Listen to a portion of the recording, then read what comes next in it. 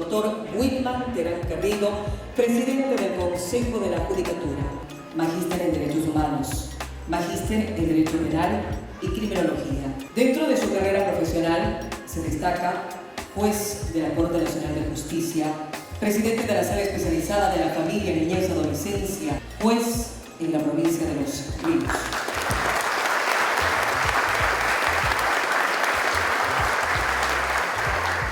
Conferencia magistral sobre la seguridad y el rol del Consejo de la Judicatura en los casos de violencia contra la mujer y miembros del núcleo familiar. La seguridad. Aparentemente un concepto sustantivo, pero a aquellos estudiosos del derecho les invito a abrir desde las páginas de la Constitución y proyectarse en el libro y capítulo 2 de los derechos hacia los instrumentos internacionales de derechos humanos y aterricemos en la Convención Americana sobre Derechos Humanos. Sí, vamos a partir desde la academia.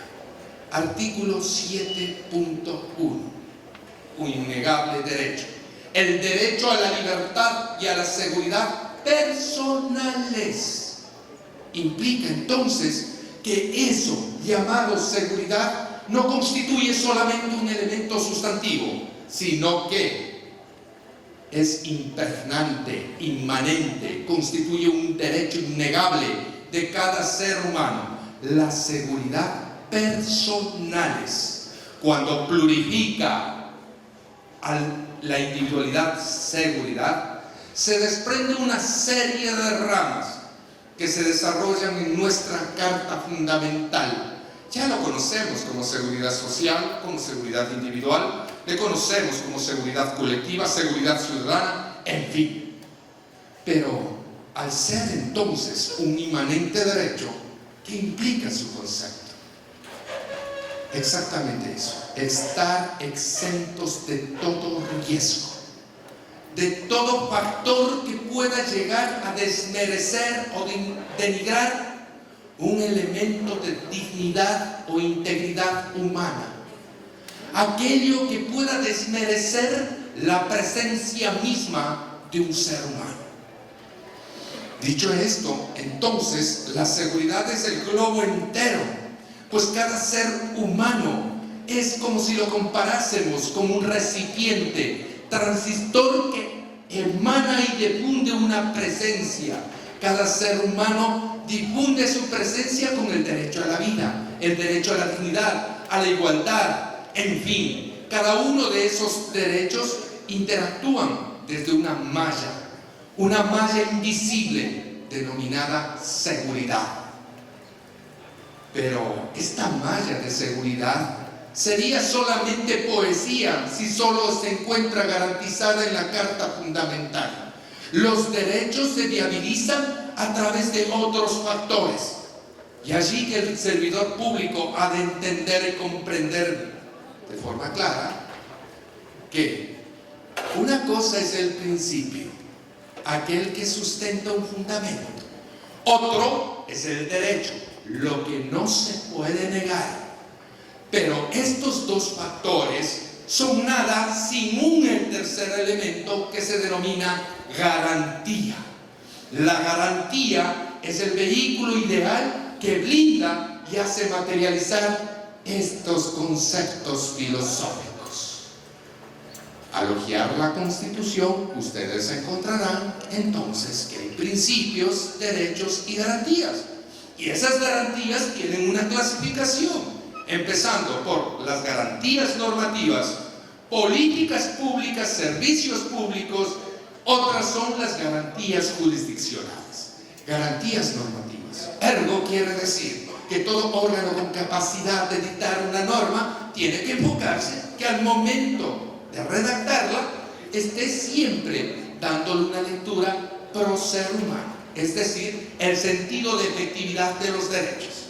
En segundo lugar, aquellas políticas públicas implica la interacción del Estado con la sociedad, a través de las cuales se van tejiendo y hilvanando buenas prácticas, buenos conceptos ciudadanos. Las políticas públicas llegan a constituir el pregrado normativo. Este pregrado normativo implica que primero se enraice en la conciencia humana y una vez enraizada en esa conciencia humana, se difunde hacia la ley. Es allí la maravillosa labor que tienen los gobiernos autónomos descentralizados de todos los niveles. Y estos gobiernos autónomos descentralizados constituyen en sí un microenfoque de un poder legislativo de cercanía frente a la ciudadanía.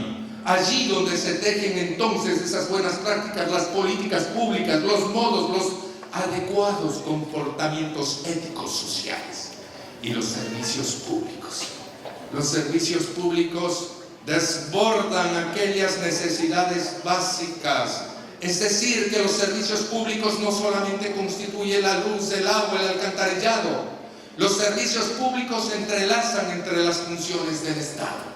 El Estado como tal no se concentra en un solo mando. El Estado distribuido para la equidad de poderes implica un poder ejecutivo, un poder legislativo, un poder judicial, un poder de control de transparencia y control social, electoral. Bueno, los poderes del Estado y entre ellos la función judicial.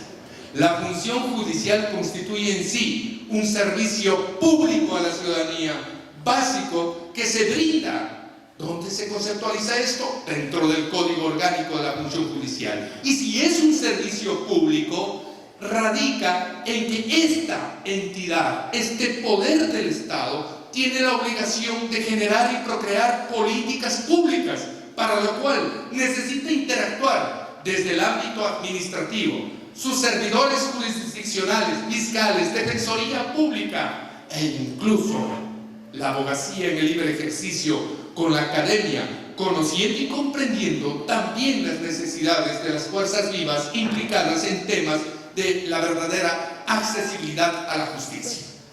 A ello se le podría denominar que hay una exigencia ciudadana de la creación de políticas públicas judiciales, porque la función judicial es en sí un servicio público y radica entonces la conexión entre una garantía establecida en la Constitución de la República para materializar unos derechos, en este caso hablando de la seguridad.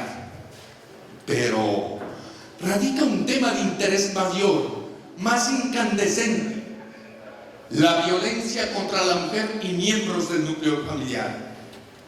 Ya desde la Constitución se viene a configurar el derecho al buen vivir. Buen vivir que es el equivalente a esa seguridad global. Este equivalente de la seguridad global radica en que el núcleo esencial de la sociedad es la familia. Y la Carta Fundamental reconoce a la familia en los diferentes modos y expresiones que puede expandirse por el avance social. Al ser la familia el núcleo esencial de la sociedad, esta requiere una atención y protección, porque la humanidad debe de persistir para las futuras generaciones, y la violencia es la antinorma de ese desarrollo de la familia. He allí como eje sustancial del Consejo de la Judicatura en la erradicación y lucha contra la violencia contra la mujer y miembros del núcleo familiar.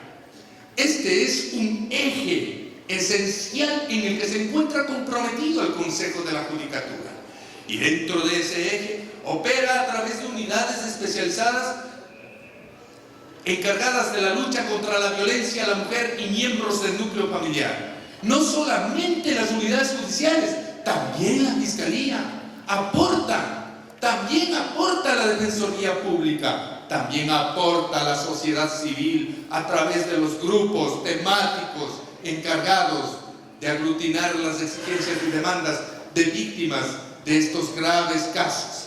Cuando hablamos de violencia en general, estamos hablando de un complejo agrupamiento de normas típicas antijurídicas que pueden perturbar la dignidad humana, que radican desde ataques a la integridad, simples lesiones, simples agresiones verbales, pero que penosamente son como un mar expansivo, y ese mar expansivo puede llegar a agredir e incluso afectar a la dignidad humana.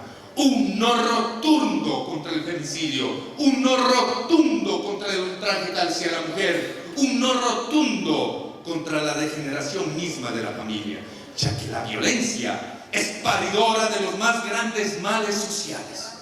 He allí el interés de este presidente del Consejo de la Judicatura, en que juntemos los hombros, las autoridades locales, los gobiernos autónomos descentralizados, la función judicial, conscientes de que toda política pública tiene que estar encaminada a erradicar este cáncer social de la violencia, a trabajar conjuntamente y ir encontrando a través del diálogo y los espacios ciudadanos que brindan los gobiernos autónomos descentralizados en los métodos más adecuados, respetando la presunción de inocencia, con garantía plena del debido proceso, para no estigmatizar casos que realmente no podrían llegar a caracterizar, alejándonos del mediatismo y del ataque mediático para construir sociedades más equilibradas. El tejido social se construye erradicando la violencia, y al erradicar esta violencia